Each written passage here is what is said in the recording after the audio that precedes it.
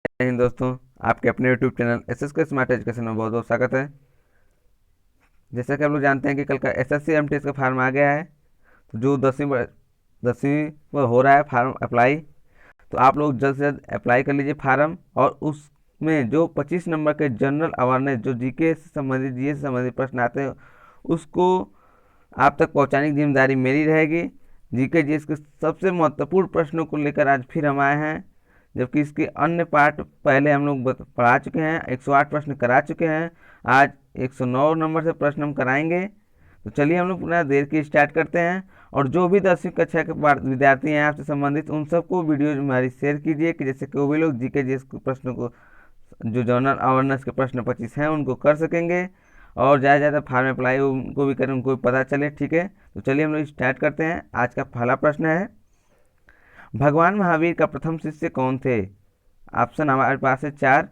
ए Jamali, B योसूद, सी Prabhas, D इनमें से कोई नहीं। तो इसका दोस्तों सही उत्तर हमारा है जमाली, जो भगवान महावीर का प्रथम शिष्य है। फिर है, आजीवक संप्रदाय के संस्थापक कौन थे? ए उपाली, बी मक्खली गोसाल, सी आनंद, डी इनमें से कोई नहीं। तो मक्खली गोसाल आजीवक संप्रदाय के संस्थापक थे। तैमूर लंग ने किस वर्ष में भारत पर आक्रमण किया? 1350 ईस्वी, 1600 ईस्वी, 1398 ईस्वी, या इनमें से कोई नहीं। तो इसका सही उत्तर हमारा जो है 1398 ईस्वी है।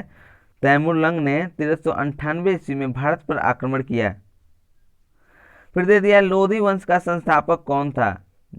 ए बहलोल लोधी, बी सिकंदर लोधी, सी इब्राहिम लोधी, डी इनमें से कोई नहीं। तो इसका सही उत्तर हमारा जो है बहलोल लोधी है, जिसने लोधी वंश का संस्थापक कहा जाता है। फिर महमूद गजनी किस वंश का था?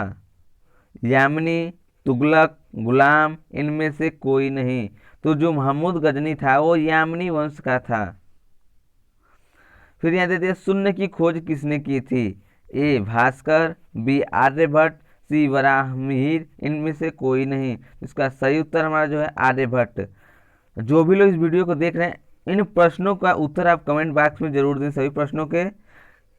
और अपना भी जानकारियाँ लेते रहें कि कितना आप जानते हैं और कितना आपको अभी जानना है।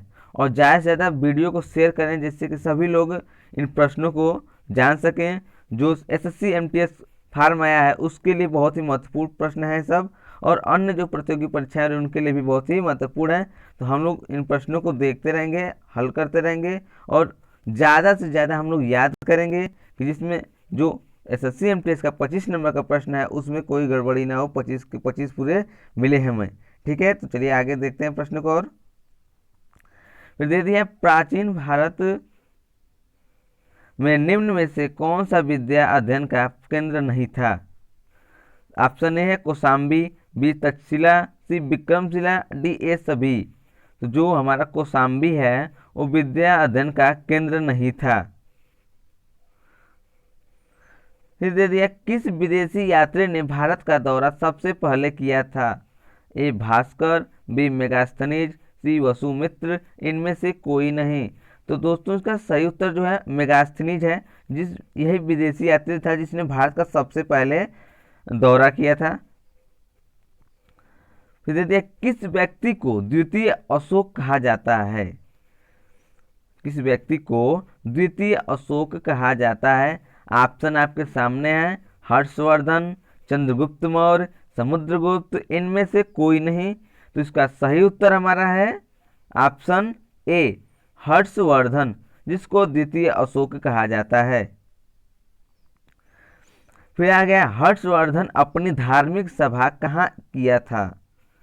Option A Prayag, B Varanasi, C Mathura, D Peshawar. तो इसका सही उत्तर ए प्रयाग, जो पूर्व में इलाहाबाद नाम से जाना जाता था, अब प्रयागराज नाम से जाना जाता है। ठीक है, अगला है, मिहिर कुल का संबंध था? ए हूण, बी कुषाण, सी मौखरी, डी गुप्त। इसका सही उत्तर हमारा हूण होगा। जो मिहिर कुल का संबंध है वो हूण से था। ठीक है, फिर बाणभट्ट किस सम्राट के राज दरबारी कवि थे? जो बाणभट्ट थे वो किस सम्राट के राजदरबारी कवि थे? तो ऑप्शन है कनिष्क, कुमारगुप्त, हर्षवर्धन और इनमें से कोई नहीं। तो दोस्तों इसका सही जल्द से जल्द कमेंट बॉक्स में उत्तर दें। तो इसका सही उत्तर जो हमारा है वो है हर्षवर्धन। ठीक है। फिर आ गया बाल विवाह की प्रथा आरंभ हुई। जो बाल विवाह की प्रथा कब से आरंभ हुई, किस काल से आरंभ हुई? तो ऑप्शन आपके सामने है, गुप्त काल में कि कुषाण काल में कि मौर्य काल में कि इनमें से कोई नहीं। तो इसका सही उत्तर हमारा जो है गुप्त काल में बाल विवाह की प्रथा आरंभ हुई। ठीक है। फिर हमारा अगला प्रश्न है, सोने के सर्वाधिक सिक्के किस काल में जारी किए गए थे? ऑप्शन है गुप्त काल में, कुषाण काल में, मौर्य काल में कि हर्षवर्धन के काल में। तो इसका सही उत्तर हमारा जो है दोस्तों ए, गुप्त काल में सोने के सर्वाधिक सिक्के जारी किए गए थे। फिर यही आ गया प्रश्न, किस गुप्तकालीन शासक को कविराज कहा जाता है? वो कौन सा शासक है जिसको कविराज कहा जाता है, जो गुप्तकालीन का था, गुप्त काल का था? तो ऑप्शन है चंद्रगुप्त मौर्य, कनिष्क, समुद्रगुप्त, कुमारगुप्त। तो इसका सही उत्तर जो हमारा है समुद्रगुप्त है, जिसको कविराज कहा जाता है, गुप्तकालीन शासक का। ठीक है। अगला है, गुप्त राजवंश किस लिए प्रसिद्ध था? जो गुप्त राजवंश था वो किसके लिए प्रसिद्ध था, मतलब किस लिए प्रसिद्ध था? तो साम्राज्यवाद, कला एवं स्थापत्य, राजस्व एवं भूमि कर या ये सभी? तो इसका सही जो उत्तर हमारा है कला और कला एवं स्थापत्य, मतलब कला के क्षेत्र में वो गुप्त राजवंश प्रसिद्ध था, कला और स्थापत्य के क्षेत्र में। ठीक है। फिर दे दिया, मुजरिस किस राज्य का प्रमुख बंदरगाह था? मुजरिस। तो ऑप्शन है चेर, बी कलम्ब, सी चोल, डी इनमें से कोई नहीं। तो इसका सही जो उत्तर है हमारा चेर, जो मुजरिस है वो चेर राज्य का प्रमुख बंदरगाह था। ठीक है। अगला प्रश्न है, गुप्त वंश का संस्थापक कौन था? ऑप्शन है श्रीगुप्त, बी घटोत्कच गुप्त, सी चंद्रगुप्त, डी इनमें से कोई नहीं। तो इसका सही उत्तर जो है श्रीगुप्त है, जो गुप्त वंश का संस्थापक था। अगर वीडियो आप लोग को अच्छी लग रही है तो कमेंट बॉक्स में ज़्यादा से ज़्यादा प्रश्नों को हल करें, लाइक कर दें और शेयर करना ना भूलें। जैसा कि हमने आप लोग को बताया कि 10वीं कक्षाओं पर एसएससी एमटीएस की जो फार्म आई है उसमें 25 नंबर के जीके जीएस से प्रश्न आएंगे, तो बिल्कुल आएंगे। तो ज़्यादा से ज़्यादा 10वीं कक्षा तक के विद्यार्थियों को ये वीडियो शेयर करें। और अन्य जो भी प्रतियोगी परीक्षा है जिसमें जीके जैसे जो भी प्रश्न आ रहे हैं इनके लिए भी महत्वपूर्ण प्रश्न है, ये नहीं कि स्पेशल एसएससी एमटीएस के लिए ही हैं, ये सभी परीक्षाओं के लिए बहुत ही महत्वपूर्ण है। और आगे के प्रश्न और जैसे जैसे प्रश्न मिलते जाएंगे हम आपको आप तक पहुंचाते जाएंगे। ठीक है। तो चलिए अगला और प्रश्न देखते हैं। आ गया, गुप्त शासकों की सरकारी भाषा थी? पाली, संस्कृत, हिंदी, प्राकृत? तो इसका सही जो उत्तर हमारा है संस्कृत। जो गुप्त शासकों की सरकारी भाषा क्या थी? तो संस्कृत थी। फिर है, प्राचीन भारत में निम्नलिखित में से कौन सी एक लिपि दाईं ओर से बाईं लिखी जाती थी? ए खरोष्टी, बी शारदा, सी नंदनागिरी, डी इनमें से कोई नहीं। तो इसका सही उत्तर जो हमारा है खरोष्टी, जो दाईं ओर से बाईं लिखी जाती थी। आ गया, भीमबेटका किसके लिए प्रसिद्ध है? भीमबेटका जो है वो किसके लिए प्रसिद्ध है? खनिज, सोन नदी का उद्गम स्थल है, या गुफाओं के शैलचित्र है, या इनमें से कोई नहीं? तो जो भीमबेटका है वो गुफाओं के शैलचित्र के लिए प्रसिद्ध है। निम्नलिखित में से कौन सा एक प्राचीन भारत में व्यापारियों का निगम था? ऑप्शन है परिषद, मणिग्राम, अष्टदिग्गज, इनमें से कोई नहीं। तो जो इसका सही उत्तर हमारा है दोस्तों बी जाए ऑप्शन है, जो मणिग्राम है वो एक प्राचीन भारत में व्यापारियों का निगम था। फिर दे दिया, मानव द्वारा सर्वप्रथम प्रयुक्त अनाज था? जो मानव के द्वारा सर्वप्रथम प्रयुक्त अनाज कौन सा था? तो ऑप्शन है चावल, गेहूं, बाजरा, जौ। तो यहाँ सही उत्तर जो है चावल है, जो मानव द्वारा सर्वप्रथम प्रयुक्त किया गया था। ठीक है, अनाज जो है। फिर देखिए, गुर्जरों को किस शासक ने पराजित किया? गुर्जरों को किस शासक ने पराजित किया? राज्यवर्धन, हर्षवर्धन, भास, चंद्रगुप्त मौर्य। तो इसका सही उत्तर हमारा ऑप्शन बी जो है हर्षवर्धन है। ठीक है। अगला है, गौतम बुद्ध द्वारा भिक्षुणी संघ की स्थापना कहाँ की गई थी? सारनाथ में, कपिलवस्तु में, वैशाली में, इनमें से कोई नहीं। तो दोस्तों इसका सही उत्तर बी है, कपिलवस्तु में। ठीक है। अगला है, गौतम बुद्ध ने अपना प्रथम उपदेश कहाँ दिया था? कुशीनगर, बोधगया, वैशाली, सारनाथ। तो इसका सही उत्तर जो है हमारा सारनाथ है। गौतम बुद्ध ने अपना प्रथम उपदेश सारनाथ में दिया था। अगला है, बौद्ध धर्म एवं जैन धर्म दोनों के उपदेश किसके शासन काल में दिए गए थे? अशोक, बिंदुसार, अकबर, बिंबिसार। तो इसका सही उत्तर हमारा जो है बिंबिसार होगा। बौद्ध धर्म एवं जैन धर्म दोनों के उपदेश बिंबिसार शासन काल में दिए गए थे। महावीर की मृत्यु कहाँ हुई थी? कुलगुमलय, पावापुरी, लुम्बिनी, इनमें से कोई नहीं। तो दोस्तों लुम्बिनी में उनका जन्म हुआ था और पावापुरी में उनका मृत्यु हुई थी। ठीक है। अगला है, सिद्धार्थ को ज्ञान प्राप्ति कहाँ हुई थी? सारनाथ, गया, वाराणसी, कुशीनगर। तो इसका सही उत्तर हमारा गया है, जहाँ सिद्धार्थ को ज्ञान प्राप्ति हुई थी। अगला है, भागवत संप्रदाय के विकास में किसका योगदान अत्यधिक था? हिंदू यूनानी, कुषाण, पार्थियन, गुप्त। तो इसका सही उत्तर हमारा जो है भागवत संप्रदाय के विकास में हिंदू यूनानी का योगदान अत्यधिक था। अगला है, महात्मा बुद्ध किस क्षेत्रीय कुल के थे? यांत्रिक, कोल्ली, शाक्य, कौशल। तो इसका सही उत्तर हमारा जो है शाक्य होगा। जो महात्मा बुद्ध थे वो शाक्य क्षेत्रीय कुल के थे। अगला है, निम्नलिखित में से प्राचीनतम राजवंश कौन सा है? कुषाण, मौर्य, गुप्त, कण्व। तो जो हमारा मौर्य है वो प्राचीनतम राजवंश है। फिर दे दिया, मौर्य साम्राज्य की स्थापना किसने की? तो चंद्रगुप्त मौर्य, अशोक, बिंदुसागर, ये सभी। तो इसका सही उत्तर जो हमारा है चंद्रगुप्त मौर्य है, जिन्होंने मौर्य साम्राज्य की स्थापना की थी। फिर है, मौर्य साम्राज्य में प्रचलित मुद्रा का नाम क्या था? तोल, दिनार, पड़, काकड़ी।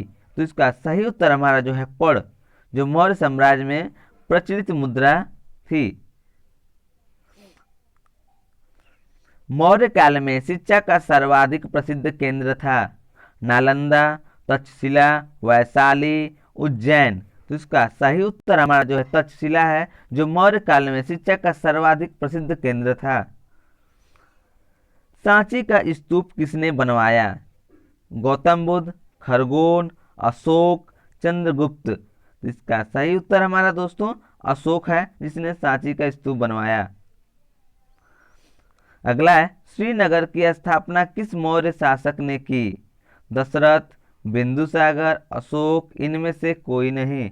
तो इसका सही उत्तर अशोक मौर्य है, जिसने श्रीनगर की स्थापना मौर्य शासक जो है श्रीनगर की स्थापना इसी शासक ने की थी। ठीक है। फिर कण्व वंश का संस्थापक कौन था? कण्व वंश का संस्थापक कौन था? नारायण, सुशर्मा, वसुदेव, भूमिमित्र। इसका सही उत्तर वसुदेव है, जिसने कण्व वंश की स्थापना की थी या संस्थापना की थी। ठीक है। पुरुषपुर निम्नलिखित में से किसका दूसरा नाम है? पाटलिपुत्र का, पंजाब का, पेशावर का, तो पटना का। तो इसका आप लोग जल्द से जल्द कमेंट बॉक्स में इसका उत्तर दीजिए। तो इसका सही उत्तर हमारा जो है दोस्तों पेशावर है, जिसका दूसरा नाम पुरुषपुर है। फिर दे दिए, चरक किसके राज्य चिकित्सक थे? चरक, अशोक, चंद्रगुप्त, हर्षवर्धन, कनिष्क।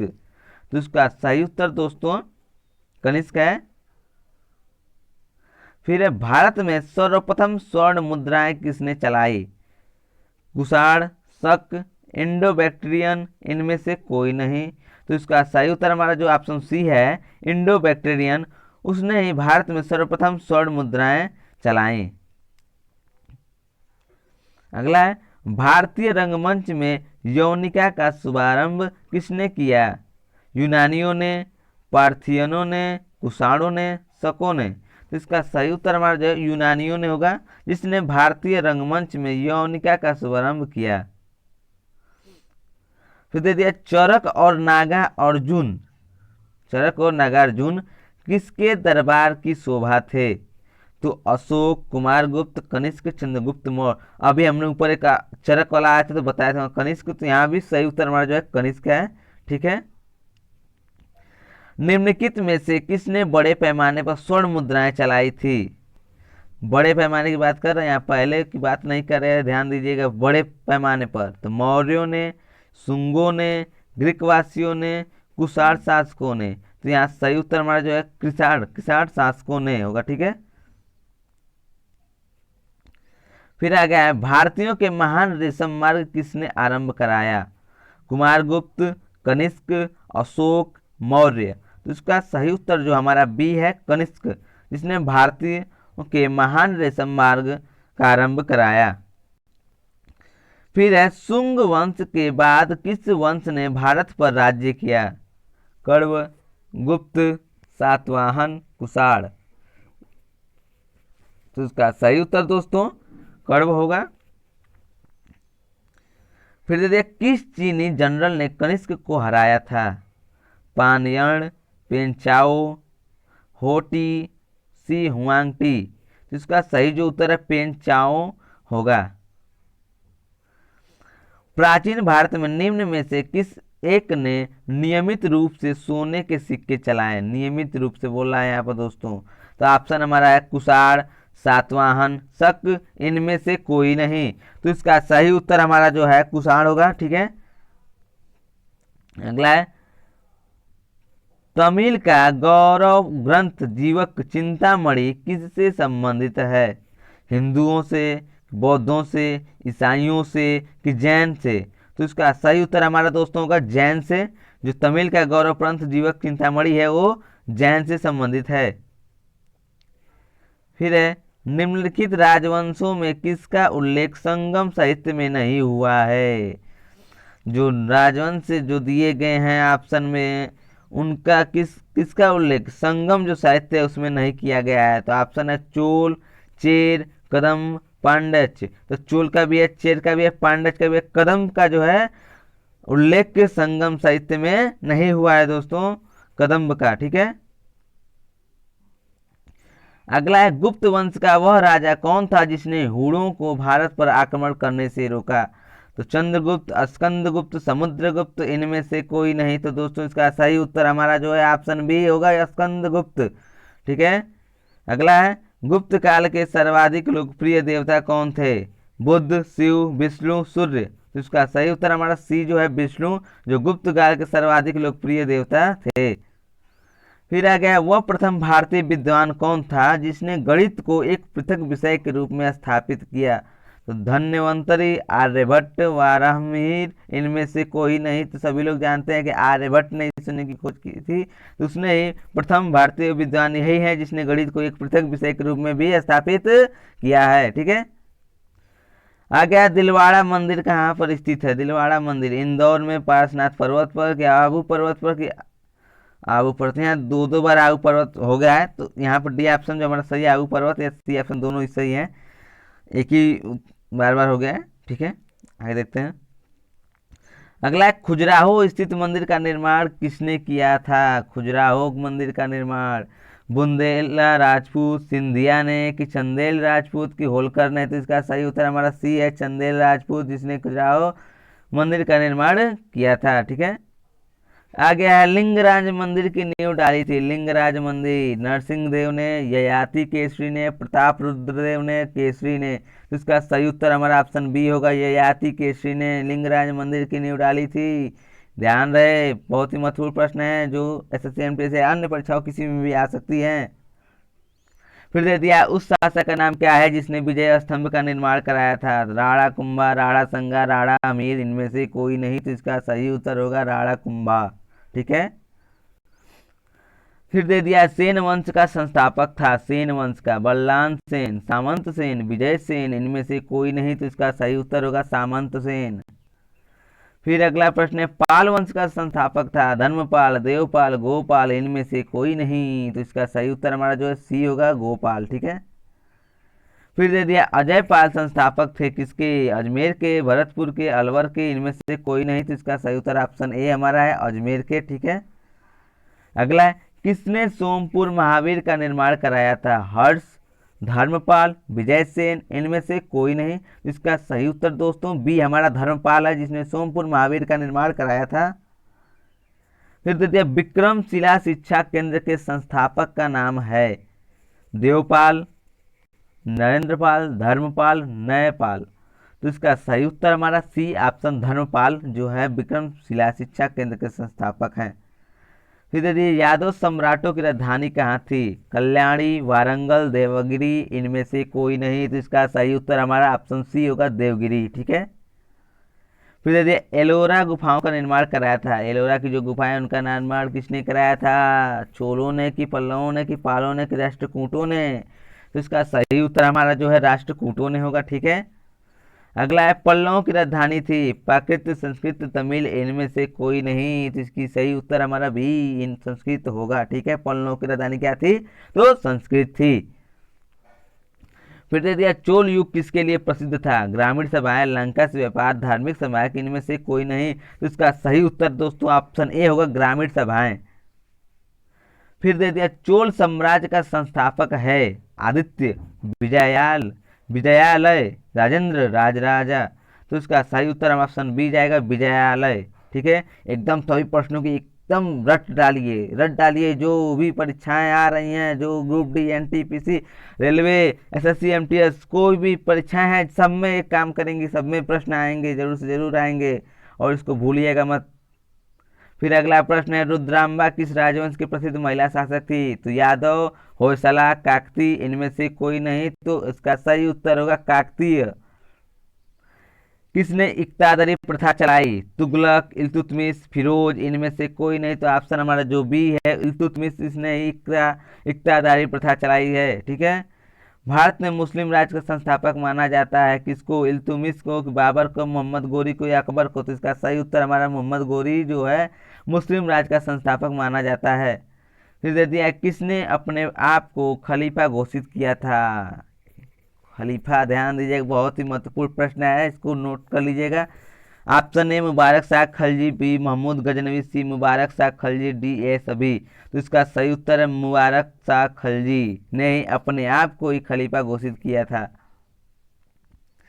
कृष्णदेवराय किसके समकालीन थे? हुमायूं, शेरशाह, बाबर, अकबर, तो इसका सही उत्तर बाबर होगा। ठीक है। तो ये थे आज के हमारे सबसे महत्वपूर्ण प्रश्नों के जो हमने अभी अभी आप लोग के सामने प्रदर्शित किए थे, हल कर दिए हैं, और इनको याद कर लीजिए। ठीक है दोस्तों, और ज़्यादा से ज़्यादा वीडियो को शेयर कीजिए सभी विद्यार्थियों के पास, सभी जो तैयारी कर रहे हैं, जो नहीं तैयारी कर रहे हैं, उन सभी बच्चों के पास वीडियो को शेयर कीजिए कि ज़्यादा से ज़्यादा वीडियो शेयर हो, ज़्यादा से ज़्यादा प्रश्नों को बच्चे देखें। और इसकी जो भी अन्य पहली पार्ट्स हैं, पार्ट 1, पार्ट 2, पार्ट 3 जो हैं, उन सभी को देखिए, सभी में बहुत ही महत्वपूर्ण प्रश्न हमने करा रखे हैं, उनको देखिए ना भूलिए, उनको भी याद कीजिए। जो भी परीक्षाएं आ रही हैं, जो भी हो रही हैं, उन सभी के लिए बहुत ही महत्वपूर्ण प्रश्न है। तो चलिए दोस्तों, आज के लिए इतना ही था, और कल हम और प्रश्नों को लेकर आएंगे, जो भी महत्वपूर्ण प्रश्न हैं उनको करेंगे। ठीक है दोस्तों, तो लाइक, कमेंट, शेयर करना न भूलें दोस्तों। धन्यवाद।